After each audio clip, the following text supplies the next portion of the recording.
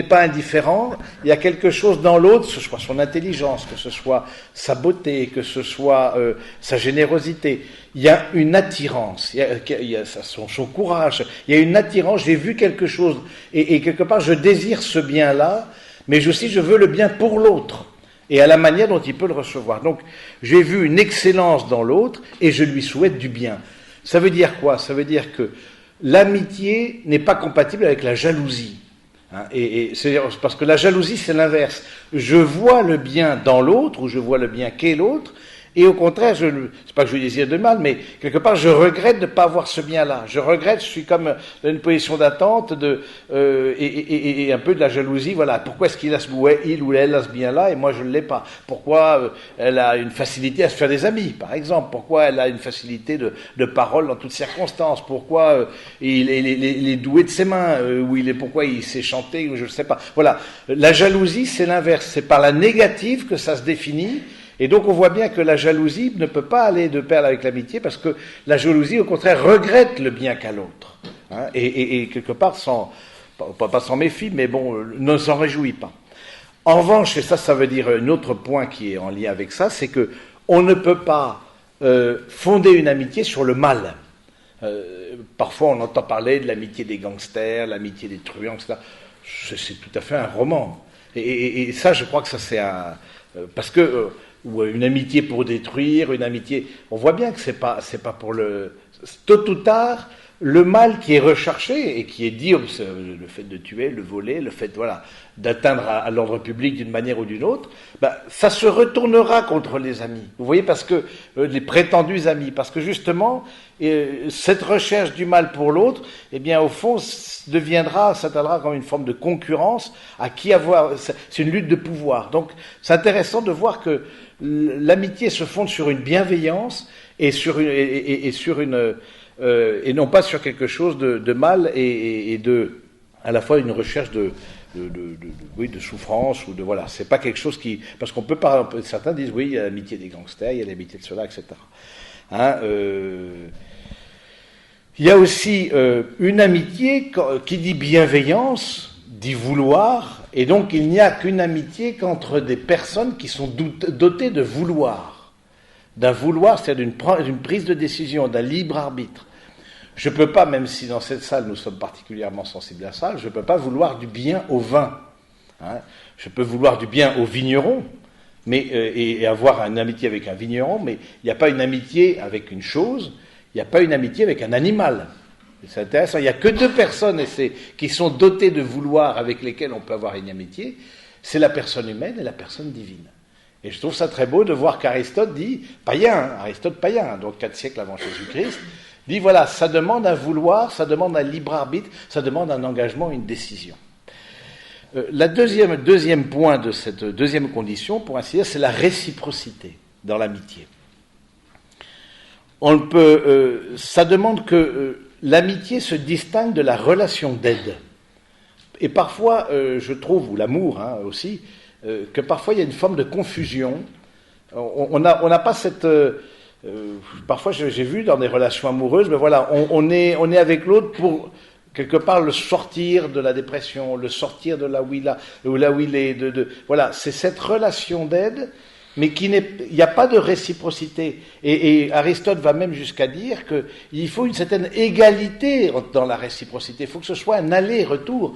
Et quand vous sentez que dans une amitié, c'est toujours vous qui décrochez le téléphone, c'est toujours vous qui faites le premier pas, qui invitez pour des dîners, etc., qui êtes moteur oui, comment on peut dire, qui est moteur de l'amitié, parce que ça demande de mettre du combustible dans l'amitié. Eh bien, vous vous dites qu'il y a quelque chose qui ne va pas, parce que, de même en amour, parce que ça demande une réciprocité. Et une certaine égalité dans la réciprocité, ce qui est un peu...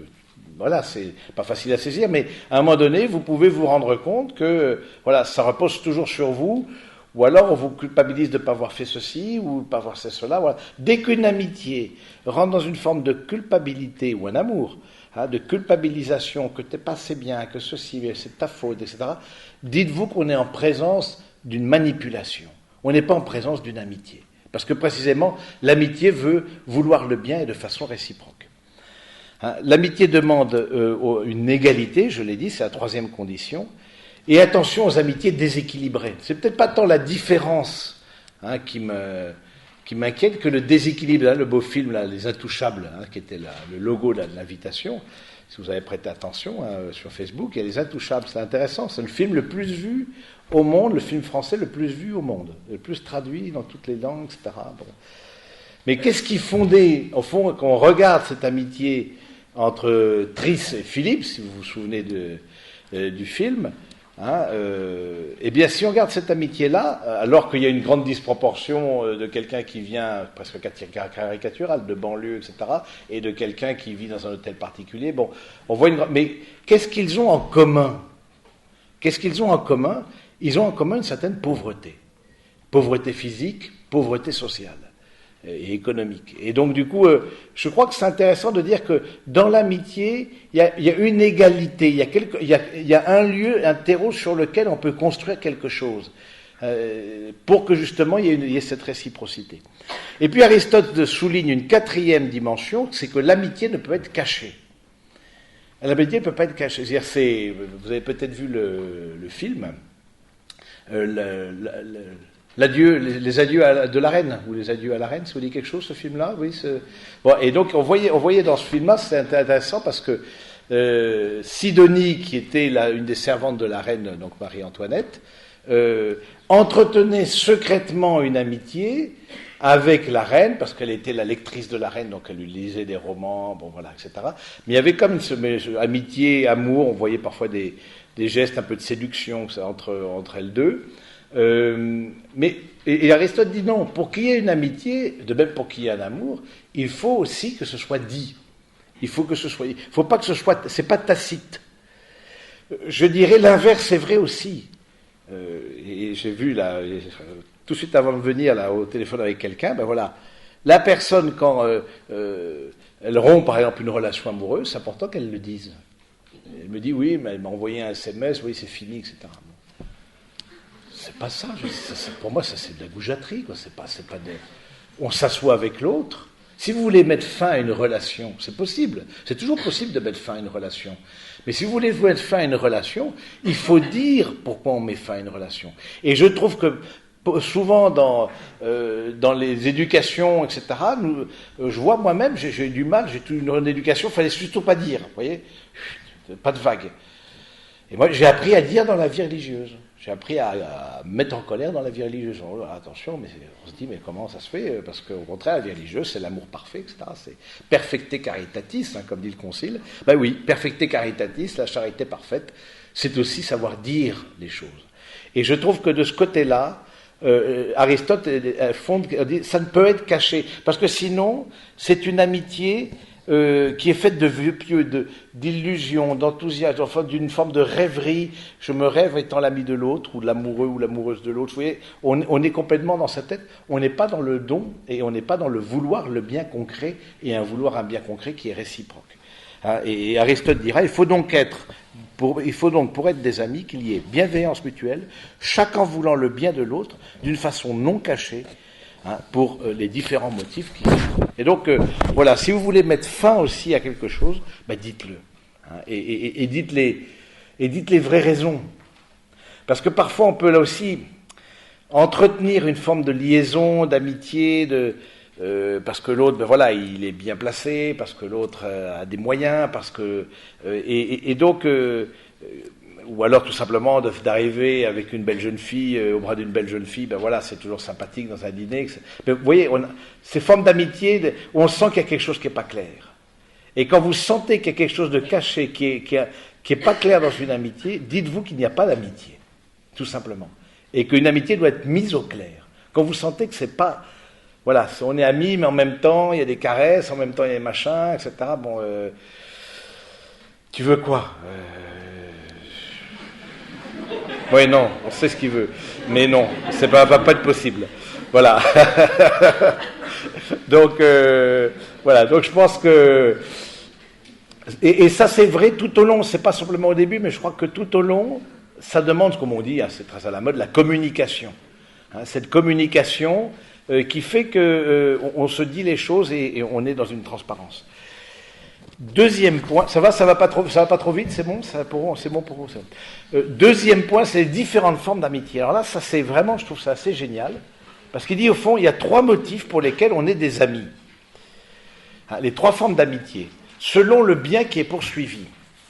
Et il y a, selon Aristote, 3 formes de bien, le bien utile, le bien agréable et le bien qu'est l'autre. Le bien utile, bon, ça c'est facile à comprendre, c'est le bien, cet amour réciproque, cette amitié, à cause d'une utilité que l'autre m'apporte. Les personnes ne s'aiment pas pour elles-mêmes, mais pour l'avantage qu'elles en retirent l'une de l'autre. Dans ce même film, là, par exemple, j'ai vu ça, comme vous constatez, vous êtes au courant de mon actualité cinématographique, Les Adieux de la Reine. Bon, Madame de Polignac, par exemple, qui était la favorite de la Reine, en fait, elle était favorite de la Reine tout simplement parce que ça lui donnait aussi un statut social, le fait d'être favori, etc. Mais dès que la Révolution a approché, ben voilà, elle s'est carapatée. Et elle est partie. Et donc, du coup, on voit bien qu'il n'y avait pas de vraie amitié, il n'y avait pas une amitié qui va, qu'on verra dans d'autres personnages, qui va jusqu'au bout. Qui va jusqu'au bout. Et donc, du coup, l'avantage que j'en retire, mais en même temps, c'est pas forcément, là, peut-être c'est présenté de façon négative, mais c'est pas forcément négatif, en fait, cet aspect de l'amitié. Il y a bien des amitiés qui se construisent autour des projets. Et on le va voir après, qui évolue. Ben voilà, tu m'es utile, c'est vrai, parce que tu fais ceci, tu fais cela, et peut-être qu'on est au début, c'est arrivé qu'une relation, par exemple, professionnelle qui, par nature, est une relation qui vise à l'utile, ben voilà, débouche sur autre chose, parce qu'on découvre d'autres fonds, on voit, il y a une évolution. Donc il faut toujours aussi laisser la porte ouverte, et c'est souvent, parce que ça a débuté par quelque chose d'utile, quelque chose qui est à faire, et quelque chose à faire ensemble, c'est parce que ça a débuté que par là, que ça peut aller vers autre chose. Donc, et c'est bien comme ça aussi qu'on se découvre, parce qu'on se donne, quelque part, dans un projet, dans un but commun, au-delà même d'un attachement personnel à l'un à l'autre. Donc, voilà. Le deuxième forme, c'est l'amitié agréable. L'amitié agréable, c'est on s'aime en fonction du plaisir que l'on a d'être ensemble. Mais quand le plaisir cesse, l'amitié cesse. Ce n'est pas les qualités de l'autre dont je suis l'ami, l'amour, l'intelligence, la profondeur, la légèreté, mais je suis ami à cause du plaisir que je vais en retirer, de la présence de l'autre, et inversement. C'est ce que Aristote appelle la sympathie. La sympathie n'est pas à confondre, c'est une des formes de l'amitié, mais voilà, on est simplement bien ensemble. Ensuite, on verra un peu les difficultés dans l'amitié, mais justement, je suis ami, pourquoi je suis vraiment ami? Et la troisième forme d'amitié, c'est l'amitié en vue du bien qu'est l'autre. On aime l'autre pour lui-même. Autant les deux autres formes sont passagères, quand l'utilité ou le plaisir cesse, l'amitié cesse. Ce sont des amitiés accidentelles au sens philosophique. Accidentelle, c'est pas qu'il y a eu un accident qu'on s'est rentré dedans. Au sens philosophique, accidentelle s'oppose à essentiel. C'est pas lié à l'essence de ce qu'est l'autre, mais c'est lié à des choses qui peuvent changer dans l'autre, des choses qui sont, qui peuvent être à l'origine. Ça peut être à la fois la beauté, à la fois l'intelligence, à la fois le poste social, des choses extérieures à la personne qui font aussi la personne, mais c'est pas vraiment à la personne elle-même que l'on est attaché. Ce sont des amitiés donc au sens accidentel, elles ne sont pas essentielles. L'autre n'est aimé dans son essence, mais en tant qu'il procure un plaisir ou une utilité. L'amitié la plus parfaite, c'est l'amitié qui s'approche l'un de l'autre en tant qu'il est bon, et ce pour lui-même. Et Aristote ajoutera, cette amitié n'a d'autre but que le bien qu'est l'autre, et non pas en tant qu'il m'apporte quelque chose. Je pense à un exemple, la maîtresse de Mussolini. Par exemple, alors qu'elle voyait la fin approcher, la dictature s'effondrer, on lui a proposé une porte de sortie. Et elle a dit non. Je l'ai aimé dans la vie, je l'aimerai dans la mort. Elle n'a pas accepté de porte de sortie, parce qu'elle, c'était la personne, pourtant discutable s'il en est, la personne elle-même auquel elle était attachée. Elle aimait cette personne-là. Et donc je crois que c'est important ça et c'est pas facile de savoir pour quel motif on est amis. C'est pas facile de savoir pour quel motif même on se marie. Pas mal d'accompagnement comme ça vers le mariage, et je trouve je me souviens comme ça d'une femme épousant un beau militaire, et puis comme ça arrive souvent dans les carrières militaires, à partir d'un certain grade, ils partent dans le civil, et crise matrimoniale. Elle avait épousé, mais de façon inconsciente, elle avait épousé les Galons. Hein. Non, mais c'est des choses qui arrivent, et je crois que c'est le fait d'épouser les Galons, mais pour elle, non. Pour elle, c'était bien la personne. Elle s'est aperçue après coup, mais il n'y a plus de Galons, il n'y a plus l'honneur, il n'y a plus le grade, il n'y a plus mon commandant, il n'y a plus mon général, il n'y a plus rien du tout. Voilà, c'est Tartampion au milieu d'une entreprise qui fait du fric. Et donc, du coup, l'autre, voilà, grosse crise matrimoniale, conseil conjugal, voilà, il fallait. Et elle a découvert, c'est pas facile de savoir quel est le motif. Et ça, je vous invite, si vous êtes dans une relation amoureuse, en même temps, c'est progressivement qu'on découvre le motif. Et je trouve que, au fond, le motif, c'est souvent dans les épreuves qu'on le découvre, le vrai motif. Est-ce que l'autre est vraiment attaché? Est-ce que c'est dans des moments difficiles, hein, c'est dans... encore une fois, dans ce film des Intouchables, moi, ce qui m'a beaucoup touché, pour le coup, c'est de voir l'amitié, l'amour, entre guillemets, entre Philippe, hein, joué par François Cluzet, et puis la fameuse Éléonore. Je ne sais pas si vous vous souvenez du film, mais il entretenait des relations épistolaires. Alors déjà l'autre, Omar Sy, là, le triste en question, il ne comprenait pas épistolaire, il pensait que c'était à coup de fusil, mais donc non. Les relations épistolaires pendant 6 mois, alors on parlait de sphinx dansant dans les prairies, etc. C'est des choses tout à fait romantiques, mais il n'osait pas faire le pas de la rencontre. Alors que elle, semble-t-il, lançait des SOS désespérés. Et pourquoi il n'osait pas lui faire le pas de la rencontre? Parce qu'il avait peur d'être jugé avec son handicap lourd, son fauteuil roulant, sa tétraplégie. Hein? Et c'est vrai que quelque part, j'ai trouvé ça assez beau, et je trouve là où il y a le plus d'émotions retenues et contenues dans ce film-là, dans l'acteur François Cluzet, justement, où quand il a peur de la rencontre. Il a peur de la rencontre parce que dans cette rencontre-là, peut-être plus que dans d'autres, la fragilité éclate en plein regard.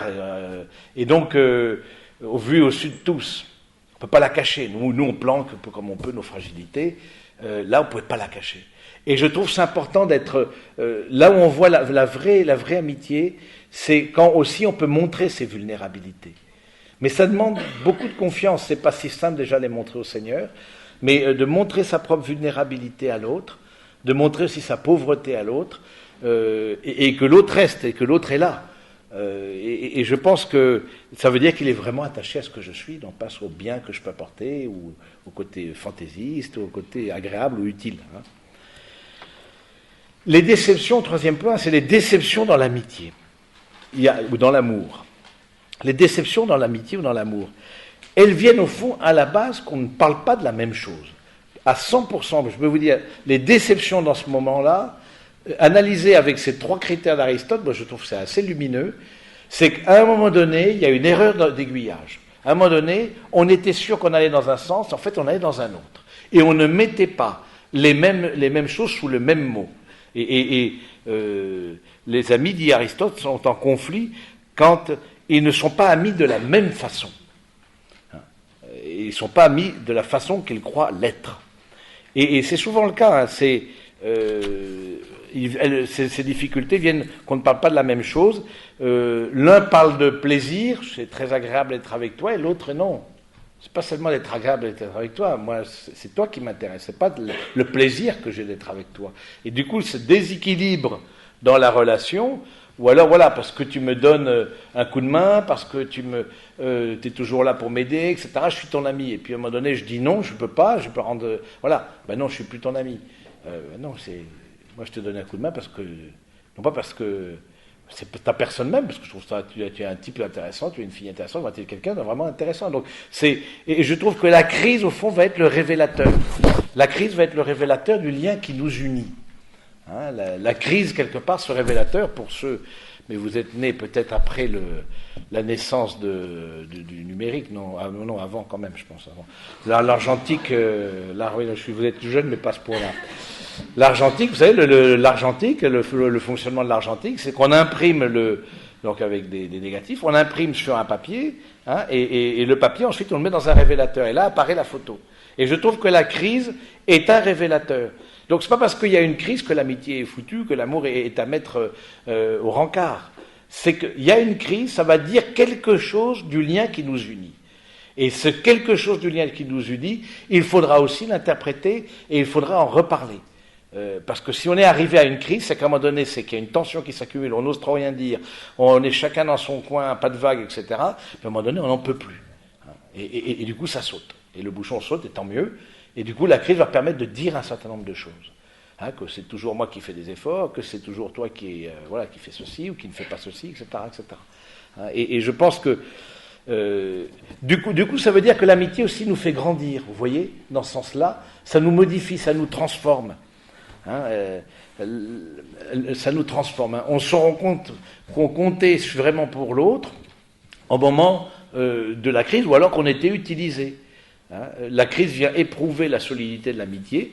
Quand la situation sociale change, le déshonneur ou la maladie frappe l'un ou l'autre, eh bien, on voit un peu si l'autre était intéressé par la personne elle-même, ou alors parce qu'elle lui apportait le plaisir ou l'utilité. L'ami se recherchait lui-même en moi. C'est une citation c'est encore d'Aristote, celui-là. Les conflits naissent surtout des amitiés basées sur l'utilité. Les amis de cette sorte attendent toujours des bienfaits. Ils demandent toujours davantage, s'imaginant avoir moins que leur dû. Ils en veulent à leurs amis parce qu'ils n'obtiennent pas tout, ce qu'ils demandent ou ils méritent. Le bienfaiteur est dans l'incapacité de satisfaire toutes les demandes.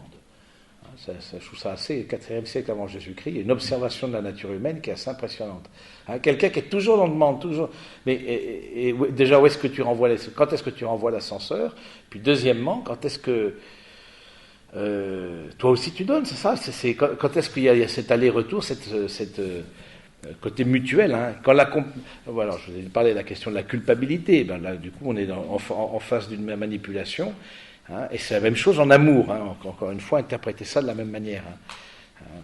L'amitié, c'est intéressant, Aristote dit, l'amitié fondée sur le plaisir a plus de chances de résister, car la présence de l'autre est tout de même au centre du sentiment. Mais cette amitié fluctue beaucoup. C'est vrai parce que c'est vrai que de l'utilité, quelque part, l'autre, c'est un peu la rustine, quoi. J'ai besoin de quelqu'un qui s'occupe de je sais pas quoi, voilà, il y a juste cette personne-là qui me conduise en voiture, voilà, voilà, je l'ai là, mais parce qu'il me conduit en voiture. Mais le centre de l'amitié ou de la relation n'est pas les personnes. Est-ce que l'amitié fondée sur le plaisir, sur l'émotion, c'est quand même la personne elle-même qui est au centre, c'est la présence de l'autre qui est comme donc c'est une amitié qui résiste un peu plus aux crises. Mais l'amitié, ces amitiés-là fluctuent beaucoup, dit Aristote.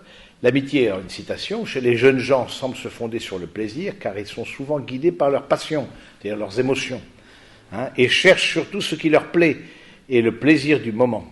Mais en avançant en âge, les choses qui leur plaisent changent, ainsi ils forment vite des amitiés et vite les abandonnent, car leur amitié change avec le plaisir qu'ils recherchent.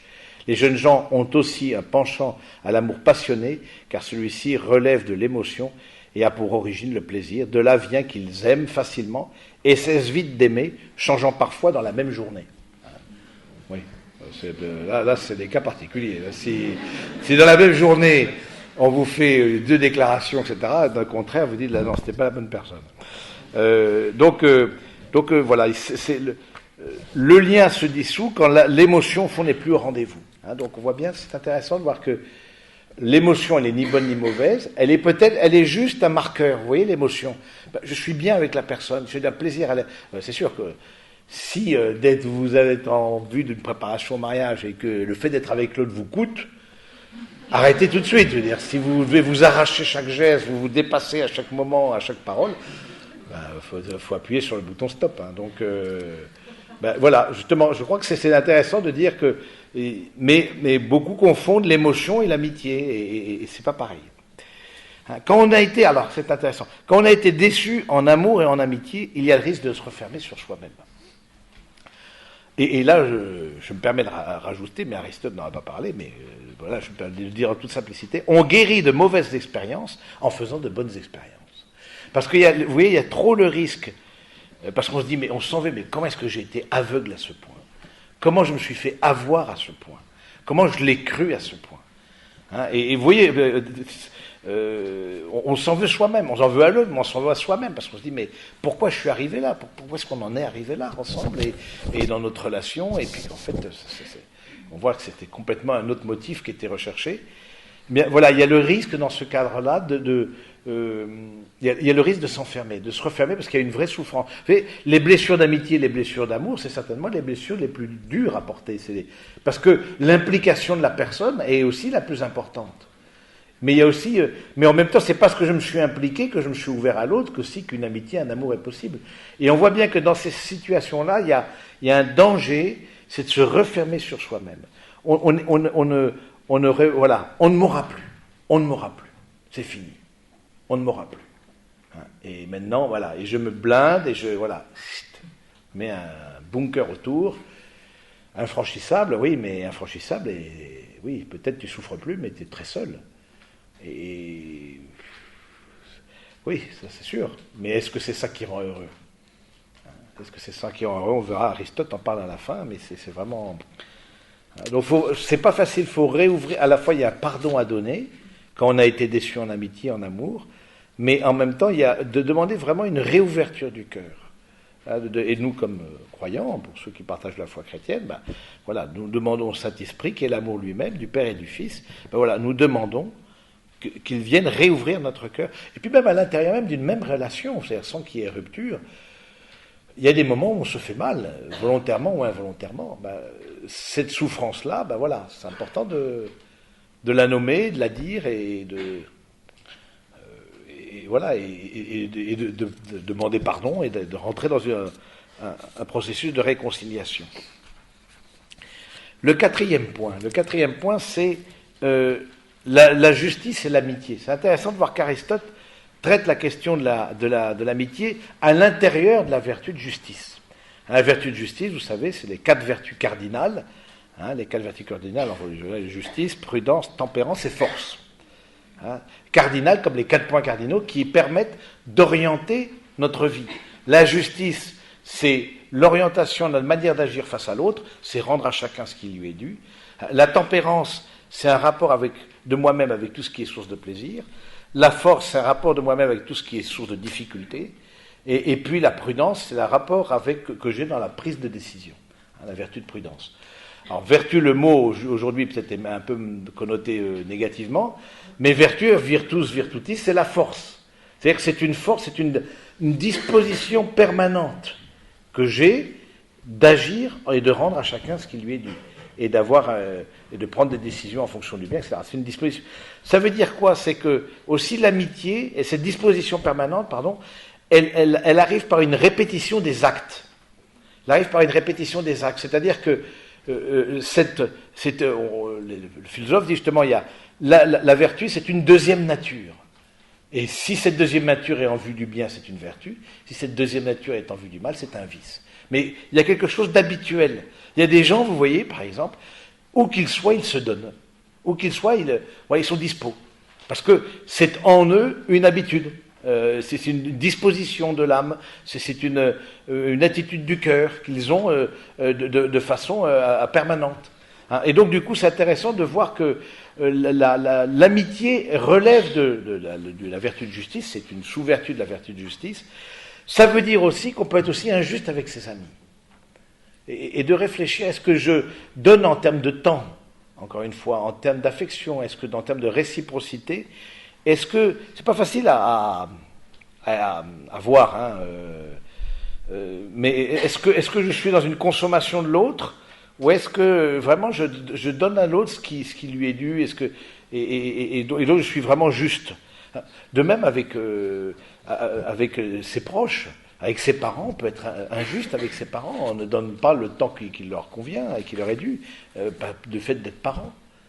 On peut être injuste avec Dieu, on ne lui donne pas le temps qui lui est dû.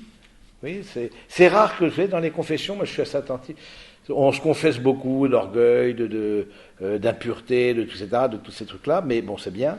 Mais, c'est bien, non, c'est pas bien, mais, je veux dire, c'est bien de s'en confesser, mais en même temps, c'est rare qu'on s'accuse d'avoir été injuste, oui. C'est rare, moi, j'étais injuste dans cette relation-là, parce que ça rappelle justement la justice, c'est dans tout ce qui touche les relations. Et donc j'étais injuste. Et du coup, je demande pardon, et il y a quelque chose à rétablir. Hein, la pénitence qu'on donne, que ce soit la société civile ou l'Église dans le sacrement de réconciliation, la pénitence, elle a deux fonctions. Hein, premièrement, réparer quelque chose, un mal qui a été commis. Hein, et puis, deuxièmement, guérir. Et donc, réparer et guérir. Justement, j'étais injuste, mais voilà, il faut trouver une pénitence intelligente, c'est pas trois pater deux ave, c'est trouver qu'est-ce qui va te faire grandir. Il y a ta liberté qui s'est orientée vers, alors tu avais la possibilité, vers quelque chose qui te, quelque part, voilà, qu'est-ce qui va te faire grandir, voilà, d'un acte que tu vas poser et qui va te faire grandir. Et qui va réparer, s'il y a peut-être une demande de pardon, si j'étais injuste en critiquant, en cassant la réputation de l'autre, par exemple. C'est quelque chose, c'est une injustice, la calomnie. C'est une forme d'injustice. On dit du mal de l'autre, un mal qui est faux. Donc, on invente du mal sur l'autre. Donc, c'est très, très courant. Donc, on voit bien que l'amitié, elle me pousse hors de moi-même. On peut être juste voilà, on ne peut pas être juste qu'en rendant l'appareil en termes de temps, donc en pensant à ça, parce qu'il faut passer du temps avec l'ami, on va le voir, ça demande de passer du temps. Car l'ami aime être avec son ami, passer du temps avec lui. C'est un des signes de l'amitié, vous savez, c'est ça. C'est que j'aime être avec toi. C'est tout simplement ça. Et donc on voit bien que si l'autre, voilà, je suis dans l'utilité, etc., je suis au consommateur, je suis injuste. Mais Aristote dit qu'il y a une deuxième forme de manquer à l'amitié et à la justice. La deuxième forme, c'est on peut être injuste en vivant une amitié paresseuse. Qu'est-ce qu'il appelle une amitié paresseuse? C'est l'amitié, on l'a vu, donc demande la bienveillance. Et la bienveillance naît subitement, le fait spontanément, facilement, parce qu'on admire quelque chose dans l'autre, une certaine excellence dans l'autre, une qualité physique chez les athlètes, morale, la magnanimité, le courage intellectuel, un esprit brillant. La bienveillance naît subitement dans ce cas, mais ne se transforme en amitié que quand il y a réciprocité. Et il y a réciprocité que quand on décide de faire le bien de façon efficace. Et Aristote dira, c'est pas seulement la bienveillance, mais la bienfaisance. Il faut faire non pas vouloir le bien et rester velléitaire, il faut faire du bien à l'autre. Et il faut vraiment, si je veux être ami, je demande aussi à faire du bien et que poser des actes. Et donc il peut y avoir une forme d'amitié paresseuse qui est simplement parce que je ne pose pas des actes, je reste dans la velléité, je reste dans le bon vouloir, mais il y a des actes parfois où on me demande de dire est-ce que tu es ami ou pas, est-ce que tu es avec moi, est-ce que tu n'es pas avec moi, et je ne les pose pas.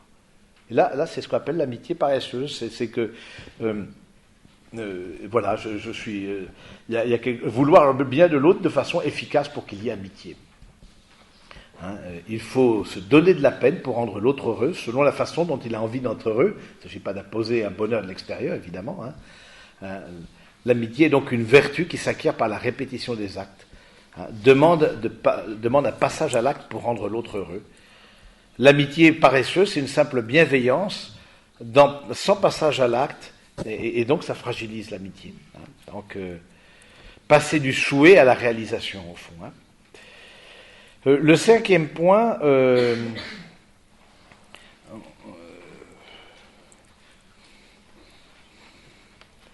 voilà. Le cinquième point, c'est la diversité des amitiés ou les amitiés entre personnes inégales. Alors, qu'est-ce qu'on appelle personne inégale pour Aristote? C'est personnes inférieures et supérieures. Par exemple, parce qu'on a dit, au fond, l'amitié parfaite, c'est l'amitié entre personnes égales, qui est une égalité, il y a quelque chose de commun entre les deux. Mais Aristote dit non, il peut y avoir une forme d'amitié qui est différente, il y a différentes formes d'amitié entre personnes inégales, elles ont tout en commun de vouloir le bien. Entre le supérieur et l'inférieur, il peut y avoir une amitié, comme par exemple, je donne des exemples qu'il cite lui-même, entre un père et un fils, entre Dieu et l'homme, entre concitoyens, c'est ce qu'Aristote appelle la concorde, c'est intéressant, ça m'a... Pour qu'il y ait, au fond, une vie, c'est ce qu'on appelle le lien social. Pour qu'il y ait une vie sociale ensemble, possible, il faut qu'il y ait une certaine amitié. faut que, voilà. Alors c'est sûr que là, j'étais bloqué dans les embouteillages à Porte-Maillot. Là, c'était plus compliqué de voir l'amitié, que l'autre, je te laisse passer, etc. C'est bon, on voit bien. Non, non, c'est intéressant. Est-ce que je laisse passer l'autre et comment est-ce que, voilà, je suis, voilà. Et puis, je me tends intérieurement. Et voilà, ce qu'Aristote appelle la concorde. Il faut une certaine amitié. De fond, il faut une certaine vouloir le bien pour l'autre. Bon, alors ceux qui veulent le mal pour l'autre, ben voilà, on les met hors d'état de nuire. Parce que voilà, ils ne peuvent pas, pour X raisons, vivre en société. Hein, mais la concorde, c'est intéressant ça. Donc entre concitoyens, c'est ce qu'on appelle une forme d'amitié. Entre une personne âgée, donc les inégalités, entre une personne âgée et un jeune, entre un mari et sa femme, je suis désolé mesdemoiselles, mais pour Aristote, alors ce temps-là, les femmes n'avaient pas les mêmes droits, donc c'est l'amitié entre un inférieur et un supérieur. Donc on ne sait pas qui est qui. Bon, voilà. Mais donc c'est intéressant de voir. C'est intéressant de voir ça, de voir qu'au fond, bien sûr qu'il y a une amitié parfaite qui est dans l'égalité, mais il y a aussi d'autres formes. Il faut laisser d'autres chances. Alors ce ne sera pas la même chose qu'on partagera. Et je crois qu'il y a aussi une progressivité. Il y a un temps. On n'en a pas parlé, mais il y a un temps dans l'amitié. Il y a quelque chose à partager. Il y a quelque chose à voilà, de fait que, et puis on ne partage pas la même chose avec tout le monde, mais il y a aussi une forme d'amitié, de vouloir le bien. Il faut vouloir le bien, c'est supérieur, même si aujourd'hui vous avez beaucoup de colère contre votre manager, ben voilà, vous lui voulez quand même du bien. Hein. C'est une forme d'amitié, un peu paresseuse, parce que bon, vous n'allez peut-être pas passer à l'acte, mais c'est déjà pas si mal. Vous ne lui voulez pas du mal, vous ne voulez pas qu'il se tue, qu'il se machin, etc. Il y a une évolution dans l'amitié, c'est le 6e point, il y a une évolution dans l'amitié. C'est une amitié, au fond, il y a une forme d'unité entre les trois formes, hein. On a vu hein, l'utile, l'agréable et pour la personne elle-même, il y a une forme d'unité. Et c'est vrai que, quelque part, une vraie amitié, même si c'est une amitié pour la personne elle-même, et ça c'est intéressant ce que dit Aristote, une vraie amitié doit s'accompagner de plaisir.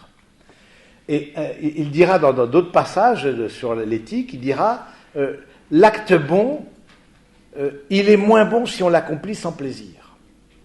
Il faut un certain plaisir à être ensemble, une certaine joie. Plaisir, joie, dans ce sens-là, c'est synonyme. Hein, et donc du coup, il faut un plaisir à être ensemble. Et donc du coup, c'est vrai que parfois on commence à avoir simplement du plaisir d'être avec l'autre, et puis progressivement. Voilà, on évolue, et puis voilà, et on voit que c'est un attachement qui est bien plus sérieux que le simple plaisir. Donc le plaisir, il faut donner aussi une chance au plaisir d'aboutir à quelque chose de plus définitif, hein, mais aussi alors le plaisir n'est pas recherché en lui-même dans une forme d'amitié, on peut dire parfaite, hein, qu'on veut le bien de l'autre pour ce qu'il est, mais comme une surabondance. Hein, c'est une joie intérieure, mais parce que je l'aime lui-même, cette personne-là, mais c'est une joie qui vient comme une surabondance de ce que je peux être avec lui, du bien que je lui veux, et que l'on se fait l'un à l'autre. Il y a une vraie joie à être ensemble. Hein. Et donc, et on peut passer donc d'une forme d'amitié à l'autre. Ça, je pense que c'est assez courant, mais dans un sens comme dans un autre. Hein. C'est-à-dire qu'on peut passer d'une amitié qui est simplement pour l'utile ou le plaisir, etc., à une amitié qui s'ancrage, qui a son ancrage dans vraiment le bonheur et le désir de l'autre, le bonheur de l'autre pour ce qu'il est, mais l'inverse est aussi vrai. C'est pour ça qu'il faut entretenir, c'est un moteur, il faut entretenir l'amitié, c'est quelque chose qui s'entretient, c'est du temps, et ce qui l'entretient, c'est du temps passé ensemble. Et c'est du temps passé ensemble, et c'est des actes posés ensemble. C'est ça qui entretient l'amitié. Hein, si je passe jamais de temps avec l'autre, et si je n'ai pas ce désir-là, c'est pas un manque, faut poser la question, est-ce que c'est vraiment un ami? Voilà. Hein. Il y a une croissance à force de bienveillance, hein, donc... le signe de l'amitié parfaite, c'est que l'absence de l'autre est douloureuse. Si tu n'es pas là, ça me manque. Pour les amis, la chose la plus préférable, c'est de vivre ensemble. C'est se vivre ensemble. Et c'est ça, au fond, c'est une vie commune. Alors, une vie commune, non pas une vie commune comme on l'entend aujourd'hui, mais une vie commune, c'est partager du temps ensemble. Et c'est vrai que quand on est amoureux, par exemple, si c'est le cas dans certains, vous avez tout de suite le désir d'être ensemble, parce que justement, l'amitié tend à la vie commune. C'est ça que c'est une des marques. Si vous dites, surtout pas, qu'on vit surtout pas ensemble, toi ici, moi dans l'autre bout de Paris, etc., là, il faut se poser la question, est-ce qu'on est vraiment amis, voire amoureux, quoi, parce qu'il n'y a pas un désir d'être ensemble. C'est une communauté de vie, hein, ça c'est repris par le droit aussi, c'est une communauté de vie, le mariage, par exemple. Ah, donc, et ce qu'Aristote appelle la vie d'intimité, c'est-à-dire de communion, de partage continuel, si l'absence entre amis se prolonge, elle semble bien entraîner l'oubli de l'amitié, d'où le proverbe « Un long silence a mis fin à de nombreuses amitiés », ou ce qu'on dirait « loin des yeux, loin du cœur ». Voilà, c'est vrai que le fait d'avoir une amitié qui ne s'entretient pas, vous voyez, en même temps, voilà, il y a des amitiés qui passent. Hein. Je pense que ça fait partie de la vie, parce qu'on s'éloigne, parce que géographiquement, et puis progressivement, intérieurement. Mais il dit, Aristote, est-ce qu'on peut avoir beaucoup d'amis? Alors il répond, il n'est pas possible d'être lié d'amitié très forte avec beaucoup. En effet, l'amitié ne peut se porter sur beaucoup, car l'amour tend à être la pointe extrême de l'amitié, et celui-ci est envers une seule personne. L'amitié très forte ne s'adresse qu'à un petit nombre. Donc, on peut avoir de la sympathie, pour la vie, au niveau du plaisir, une concorde avec plusieurs, mais d'une amitié à la manière d'aimer l'autre pour lui-même, ça demande beaucoup d'énergie, et donc évidemment on est tous limités en énergie, et on ne peut pas forcément le faire avec tous. Hein. Cette amitié-là, elle ne peut être déçue. Alors ça, c'est une citation de Saint-Exupéry qui est intéressante. L'amitié, je l'adore, extrait de la Citadelle. L'amitié, je la reconnais à ce qu'elle ne peut être déçue. Hein. Mais tout de suite, il fait le reproche à l'autre. Mais tout de suite, celui que tu aimes, tu le transformes en esclave. S'il n'assume pas les charges de cet esclavage, tu le condamnes. L'amitié résiste quand elle est soucieuse du bien de l'autre. Elle peut résister à l'épreuve. C'est Saint-Exupéry qui dit « J'aime l'ami fidèle dans la tentation, car il n'est point de tentation. S'il n'est point de tentation, il n'est point de fidélité, et je n'ai point d'amis. » Et c'est Montaigne qui dira « Dans l'amitié authentique, je me donne à mon ami plus que je ne cherche à le tirer vers moi. » Donc vous voyez, c'est ça, cette idée d'épreuve, d'éprouver l'amitié pour eux. L'amitié me change, me rend meilleur. Hein, ce sont des vertus qui me transforment intérieurement. C'est normal. Le fait, vous savez, quand quelqu'un vous témoigne de son amitié, de son attachement, etc., c'est pas rien. Quoi. C'est quelque chose de très fort. Et ben, a fortiori de l'amour. Ça bouscule énormément à l'intérieur. À l'intérieur du cœur, ça bouscule énormément. Puis à l'intérieur du corps aussi, mais bon, donc du coup, je pense que cette amitié-là, voilà, ça ne me laisse pas. Si ça me laisse indemne, posez-vous des questions. On ne sort pas indemne d'une amitié, d'un amour. C'est pas possible. C'est pas possible. Voilà, il y a quelque chose de faux hein, qui a été vécu. Hein. Elle réclame, pour que cette amitié soit parfaite, une stabilité intérieure, une structure intérieure. Et il dira, en fait, ces formes d'amitié parfaite, elles sont rares, parce que ça demande que les personnes elles-mêmes soient bonnes, soient suffisamment structurées. Et on voit bien que dans les difficultés à rentrer en relation avec d'autres, et avoir une amitié en particulier, les blessures personnelles, les fragilités personnelles, les immaturités, font que l'amitié va progressivement se déliter et s'entraîner vers le... Voilà, parce que la personne elle-même n'est pas assez construite. Hein, et donc, l'amitié parfaite inclut la tendresse, une forme de tendresse sans équivoque entre hommes, entre femmes, il y a une forme de tendresse. Je pense que c'est la tendresse, j'aime bien Jean Vanier, qui est le fondateur de l'Arche, vous connaissez peut-être, dit la tendresse c'est le signe de la maturité. On est capable de montrer une tendresse qui n'est pas séduction, vous voyez, l'amitié quelque part s'oppose à la séduction, elle peut être parfois le préalable, mais séduction cherche à tirer, à capter. L'amitié, au contraire, on est face au bien, on est séduit. C'est-à-dire, l'autre fait rien, parce qu'il est, on est séduit, ou ce qu'elle est, on est séduit. Et donc, c'est intéressant de voir que l'amitié implique aussi une tendresse, et qu'il y a une forme de tendresse virile, comme il y a une forme de tendresse féminine, sans équivoque, hein, une amitié entre hommes, entre femmes, entre hommes et femmes aussi, je pense que ça peut être tout à fait possible, à condition, je pense que je mettrais peut-être un petit bémol, à condition que chacun quand même soit stabilisé dans son propre état de vie. Parce que qui dit amitié dit voir le bien de l'autre, vouloir le bien de l'autre, faire du bien à l'autre. Ben voilà, si moi-même je ne suis pas au clair avec mon propre état de vie, ben du coup ça peut basculer, ça peut avoir un peu dragouiller comme ça, vous voyez ce que je veux dire, on n'est pas au clair, on peut, voilà. Donc je pense que ça demande une stabilité. Vous avez par exemple des grands saints, hein, qui eux étaient archi stables dans leur état de vie, qui ont eu des grandes amitiés, hein, Saint François, Sainte Claire, qu'on cite souvent. Comment il s'appelle François de Sales et Sainte Jeanne de Chantal. bon, vous avez des amitiés comme ça, Saint-Benoît et Sainte-Scolastique. Oh, ils étaient frères et sœurs en plus, c'est autre chose.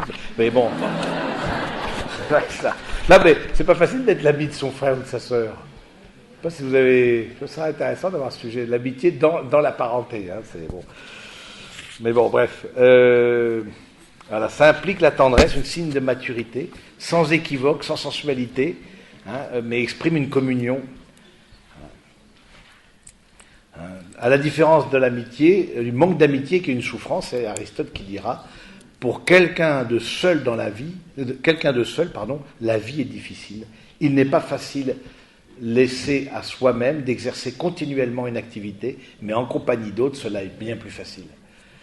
Je trouve ça très fort. Je veux dire, c'est d'un païen, de quelqu'un qui n'a pas connu le christianisme, qui dit au fond, pour quelqu'un de seul, la vie est difficile. Vous savez, de ne pas avoir d'amis, c'est difficile, parce qu'on n'est pas fait pour ça. On n'est pas fait pour ça. On n'est juste pas fait pour ça. Et donc, si on n'a pas d'amis, il faut se poser la question, pourquoi et le 7e point, l'amitié avec Dieu, ce serait un enseignement en tant que tel, mais bon, je vais simplement dire une petite chose, c'est que pour Aristote, l'amitié avec Dieu était forcément imparfaite. Elle est imparfaite dans le sens où il y a une inégalité. Mais cette inégalité, et c'est là que je trouve que c'est très beau en Jésus-Christ, cette inégalité, elle a été réduite à néant par l'humanité. Nous avons avec Dieu en commun l'humanité du Christ. Et cette humanité du Christ fait qu'il y a une certaine égalité. Dieu s'est fait homme pour que l'homme devienne Dieu. Il y a une certaine égalité. Entre l'homme et Dieu, disproportion aussi, si on est bien d'accord, mais je crois que c'est très beau de voir qu'au fond, l'amitié avec Dieu, elle est possible, et Jésus qui nous dit, je vous appelle plus serviteur, car le serviteur ignore ce que veut faire son maître, maintenant, je vous appelle mes amis, car tout ce que j'ai appris de mon Père, je vous l'ai fait connaître. En Jean 15, voilà, c'est ce que j'ai connu de mon Père, c'est-à-dire que ce qui fait le cœur de ma vie, je vous l'ai fait connaître. Ce qui fait l'intimité de mon âme, je vous l'ai livré. C'est ça que ça veut dire. C'est pour ça que je vous appelle mes amis. Pas parce qu'on est copains, etc. Et cette amitié-là, on voit bien, on sait bien jusqu'où elle ira. Et jusqu'à la passion et l'amour jusqu'à l'extrême. Donc on peut aussi voir, et terminer là-dessus, de dire, voilà, ça s'applique, ces différentes catégories qu'on a vues d'amitié, ça s'applique aussi à Dieu. Et de savoir où est-ce qu'on en est dans notre amitié avec le Seigneur. Est-ce que simplement parce que c'est agréable? Voilà, ça me fait des gousi-gousi quand je suis dans la prière, ça me fait des guili-guili intérieurs, voilà, c'est agréable, il y a des chants qui me portent, etc. Bon, on éteint les lumières. Est-ce que c'est parce que ça m'est utile? Ouais, c'est utile, c'est ma béquille. C'est ma béquille. Le bon Dieu, c'est ma béquille. Il faut bien avoir une béquille, tous, voilà. Ben moi, c'est... Voilà. Et puis, donc, du coup, on est dans une relation de donnant à donnant. Tu me donnes ça, je te donne ça, voilà. Et voilà, est-ce que c'est pour Dieu, pour lui-même? Est-ce que aimer Dieu pour lui-même, pour ce qu'il est, parce qu'il est simplement Dieu, et qu'il mérite d'être aimé infiniment, parce qu'il aime infiniment, parce qu'il y a une perfection infinie en lui?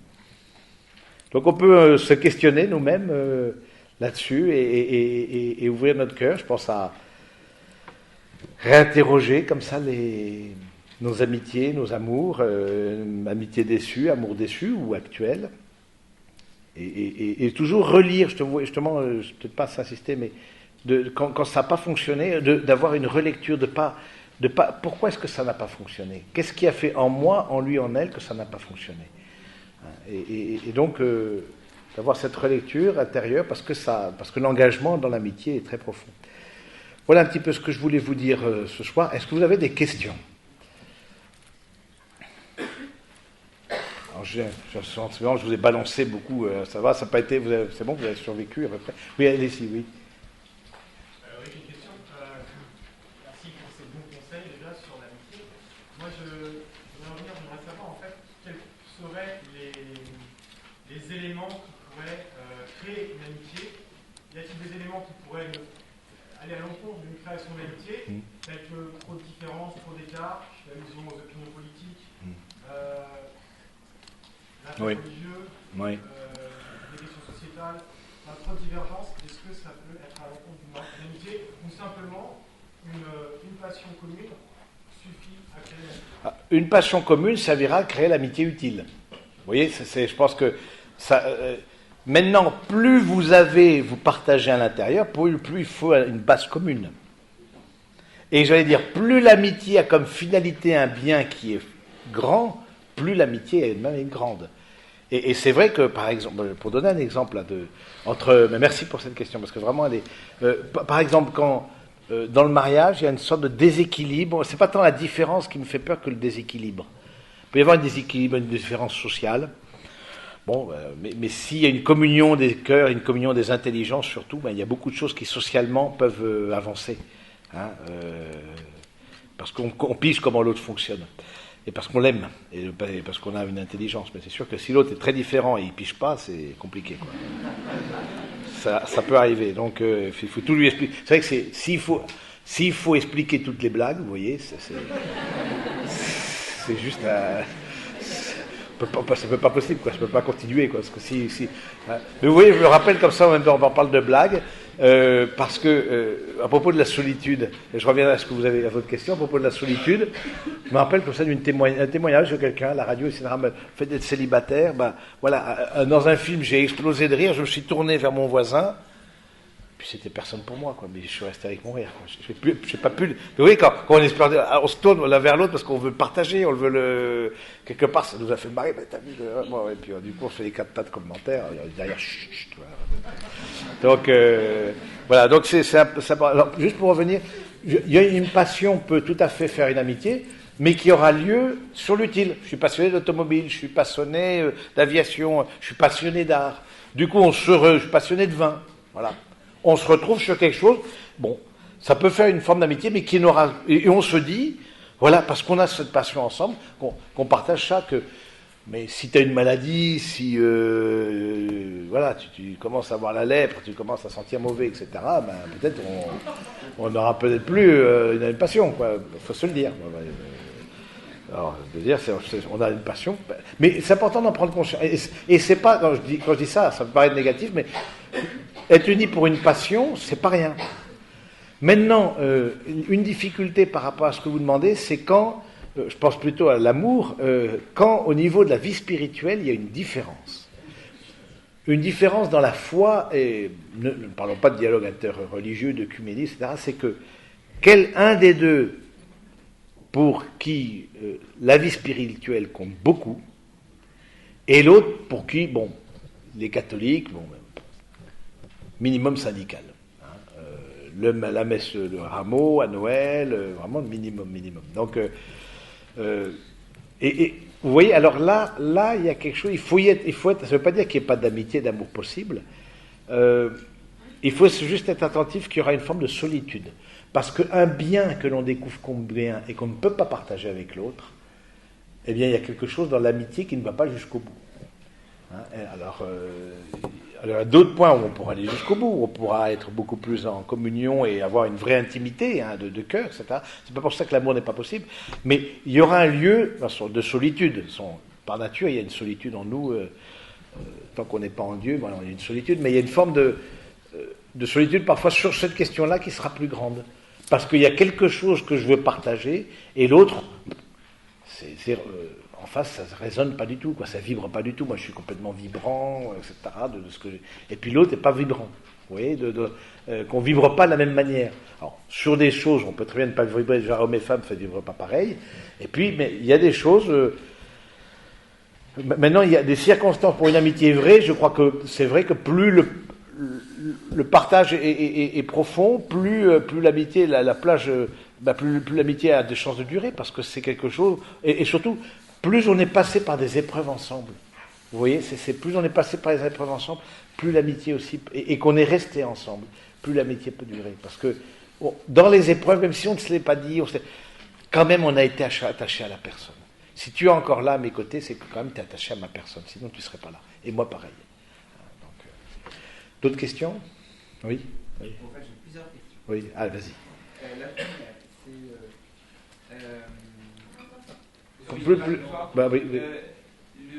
la jalousie qui nous touche, je pense, tous d'une manière ou d'une autre à un moment de notre vie. Oui, la jalousie.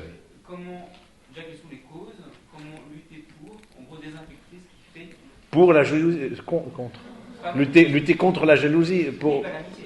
Ah, pour l'amitié, d'accord. Oui. Ok. Et puis, les personnes fragiles, moi je travaille à l'Arche. oui. Je connais, voilà. Aristote dit qu'en gros, une personne fragile est condamnée à jamais être amie, en gros. Oui. C'est ça. C'est vrai, c'est intéressant de voir ça. Mais on voit bien que c'est un païen. Je veux dire, c'est un païen. Et donc la question, c'est qu'au fond, de dire, pour reprendre premièrement, je ne sais pas quel est ton prénom, Mathieu, donc travaille à l'Arche. Et du coup, avec l'Arche, vous savez, de Jean Vanier, où il y a avec des personnes handicapées, etc. Ce qui fait que pour Aristote, c'est vrai qu'on ne peut pas être ami de quelqu'un qui est dans une situation. Si moi-même je ne suis pas en fragilité, je ne peux pas être ami de quelqu'un qui lui-même est en fragilité. Parce que comme il y a quand même une révélation du christianisme, on s'en rend compte de plus en plus, mais qui est énorme, qui est juste énorme, qui permet justement. Alors il faut voir il faut que l'autre aussi puisse me rendre et laisser à l'autre la capacité de me rendre, comme dans le film L'Intouchable. Voilà, on voit bien qu'il y a eu une amitié parce que justement ça a été. Alors là, tu as parlé de la jalousie. Alors quelles en sont les causes et quels en sont un peu les remèdes? La jalousie, tôt ou tard, nous guette. Ça, c'est juste. Ça, je crois que c'est une constatation juste de bon sens. Ça, c'est bien. Et de se dire d'où ça vient. À un moment donné, je ne perçois plus en moi le bien. Vous voyez, je ne perçois plus. J'envie le bien de l'autre. Je ne le veux pas pour le bonheur, mais j'envie le bien de l'autre comme le regrettant pour l'autre. Et comme au fond, derrière ça, c'est que moi-même, je ne me découvre pas vraiment aimable. Je ne suis pas vraiment... Voilà, c'est... si je perdais 10 kilos, je serais aimable. Si j'avais tel diplôme, je serais aimable. Si j'avais de l'argent, je serais mauvais. Quelque part, chaque fois, on est dans une quête d'autre chose et on passe à côté du fait que, comme on est aimable. La jalousie, c'est vraiment un piège. Comment en sortir? Il n'y a pas vraiment de technique, sinon ça se saurait, mais je crois que comment en sortir, je pense que ça... On en sort beaucoup d'abord en découvrant les talents qui sont en soi, en découvrant combien, si nous aussi dans une dimension de foi, je t'aime et je t'ai gravé dans les paumes de mes mains, dit le texte biblique, voilà combien on est aimé de Dieu, combien on est aimable. Maintenant, pour certains, ce sera un vrai combat. Pour certains, ils seront toujours tentés par la jalousie, d'autres seront toujours tentés par la domination, d'autres seront toujours tentés par le mensonge, ou le vol, ou que sais-je. Voilà. Et donc, je crois que dans la vraie amitié, il n'y a pas de jalousie. Ça peut être passager, mais il n'y a pas quelque chose qui s'installe. Voilà. Et puis, c'est vrai, on peut être l'ami de quelqu'un plus fragile que soi, mais pas pour Aristote. Pour Aristote, c'est pas possible, parce que ça demande une égalité. Ne serait-ce que Dieu soit nos 10 amis, comment vous expliquer, entre Dieu et nous, il y a complètement un déséquilibre, quoi. Je veux dire, entre la créature et le créateur, ça n'a rien à voir. Et que Dieu lui-même nous appelle ses amis, ça fonde une autre forme d'amitié. On peut être ami de quelqu'un et de voir, au fond, l'autre. J'ai été un petit peu à l'arche pendant un certain temps pour des repas une fois par semaine avec une personne très lourdement handicapée, qui ne parle pas, qui ne s'exprime pas, qui bave, etc. Bon, est-ce qu'on peut parler d'une amitié? Et du coup, je trouve que le fait de cette amitié de cette personne-là, c'est simplement accepter que je lui serve la nourriture, je le fasse manger. Et parce que aussi, très bien, refuser avec d'autres, ça se passait mal. Parce qu'il refusait de s'alimenter, que d'autres l'alimentent. Montrer sa fragilité à l'autre, c'est déjà une forme d'amitié. On a parlé un peu ensemble. Et donc, je trouve que c'est... Mais c'est une autre lumière que celle d'Aristote. C'est une lumière qui vient de la révélation de Jésus-Christ, de l'Évangile. À vue humaine, non. Ça demande une égalité, quoi. D'autres questions un peu Oui, vas-y. J'ai double question. Vas-y.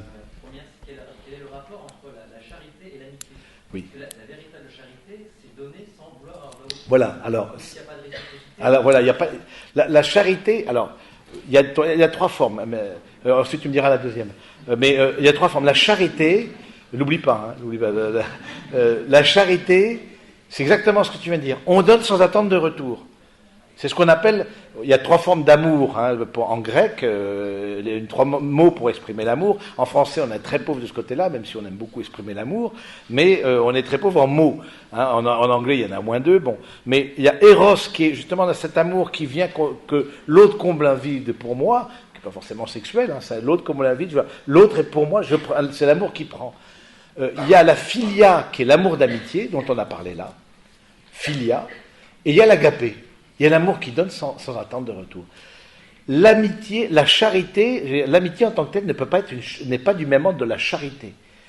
C'est pas du même ordre. On peut pas, dans une relation de charité, il y a ce côté désintéressé, il y a ce côté ne pas attendre de retour. Donc c'est vrai, c'est des formes d'amour qui sont différentes, mais on peut pas parler d'amitié quand on est dans une dimension de charité, d'offrande. Je pense qu'il faut. Et c'est important ça parce que par exemple, le mariage s'inscrit dans la philia, s'inscrit pas dans l'agapé. C'est vachement important parce que si on se trompe d'amour, vous voyez, vous trompez, vous ouvrez une porte, mais c'est pas la bonne porte là que vous êtes rentré par là. Il y a beaucoup qui rentrent par les roses, ça c'est vrai. Et puis, mais ensuite, il y a beaucoup qui, voilà, si vous entrez par la philia. Vous construisez une réciprocité, donc une vie commune possible, mais par l'agapé, c'est cet amour qui a été inventé aussi pour les chrétiens quelque part, qui a été mis pour les chrétiens comme pour expérimenter cet amour qui n'attend rien. La deuxième question. C'était donc sur la franchise dans la relation amicale. Bon, je veux parler peut-être de mon expérience personnelle. Oui. Je pense que je suis trop franc. La correspondance, comme tu suggérais tout à l'heure, elle ne se fait pas entre moi et la personne. Et c'est comme ça que je me rends compte que moi, à 36 ans, je pense que j'ai jamais eu d'amis de ma vie. Parce que tout le monde n'a pas vu le bien qu'il y avait en toi. Je vous invite à voir ce soir le bien qu'il y a en toi. Sachant qu'il y a des personnes qui auraient pu être ton ami, mais que moi, c'est-à-dire que l'amitié, voilà. Ah oui, ça arrive aussi. Il y en a qui veulent être ton ami. Moi, je veux être ton ami, qui te like sur Facebook, etc. Qui te font. Voilà, ça c'est pas. Ça, on voit des gens qui. Ah, je vais être absolument dans ton réseau. Voilà, c'est vraiment les sangsues, quoi. Et alors, l'amitié. Je crois que il y a quelque chose de Jean-Paul II qui est intéressant quand il a parlé de l'œcuménisme. Quand il a parlé de l'œcuménisme, parce qu'il a dit. Pour que la communion soit effective, il faut d'abord qu'elle soit affective. C'est-à-dire que si beaucoup de gens ont besoin de cette étape du plaisir, de cette étape de joie, de cette étape d'émotion. Si d'entrée de jeu c'est abrupt, tu décourages. C'est une manière aussi de se protéger. Hein. Si d'entrée de jeu, voilà, c'est un peu raide, c'est un peu. Toi, aujourd'hui, t'es fringué, mais c'est complètement nul. Je veux dire, je sais pas si tu t'es rendu compte. Tu regardes. Bon, c'est vrai que ça peut décourager les bonnes volontés. Voilà, il faut vraiment avoir une vision du bien en face énorme. Hein. Donc, je pense qu'on peut dire les choses. Là aussi, c'est dans la justice. On peut dire les choses à certains moments. Il y a une progressivité dans le dire. Hein, et le fait d'une franchise, etc. Mais la franchise, c'est aussi dire le bien. C'est dire le bien qu'on voit dans l'autre et qu'on expérimente. On s'arrête, c'est bon, on arrête là maintenant, hein. C'est bon, vous avez d'autres questions, d'autres...